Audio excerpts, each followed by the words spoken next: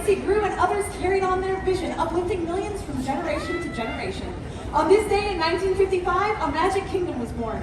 68 years of unforgettable memories began when Walt himself offered his momentous proclamation. To all who come to this happy place, welcome.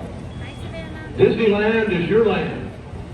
Here age relives fond memories of the past. And here youth may savor the challenge and promise of the future.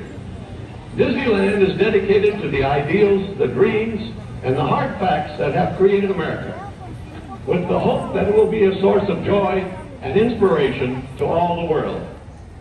Today is a day to celebrate. Please join us in singing Happy Birthday to Disneyland.